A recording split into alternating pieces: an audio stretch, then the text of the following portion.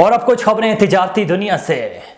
रमजान की आमद से कबल यूटिलिटी स्टोर्स पर घी के बाद चीनी भी महंगी कर दी गई।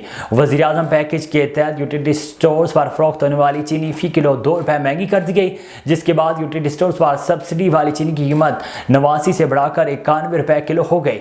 चीनी की कीमत में इजाफे का इतलाक फौरी तौर पर होगा। बेनज़ीर इनकम सपोर्ट के अफराद के लिए चीनी की कीमत में इजाफा नहीं किया गया। मार्केट में इस वक्त भी चीनी ₹105 फी किलो है। हुकूमत की जानब से IMF शराइत पर अमल दरामद का सिलसिला जारी है। National electric power regulatory authority ने बरामदी शोबे के लिए बिजली ₹12.13 फी यूनिट महंगी करने की मंजूरी दे दी।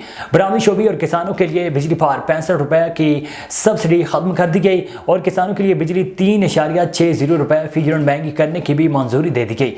नेपरा ने फैसला नोटिफिकेशन के लिए वफाकी हुकूमत को भिजवा दिया और कहा कि सब्सिडी देने और खत्म करने का इख्तियार वफाकी हुकूमत का है। रूस से सस्ते तेल की खरीदारी के सिलसिले में वजारत पेट्रोलियम ने पहले रूसी खाम तेल के टेस्ट कार्गोज मंगवाने का फैसला किया है।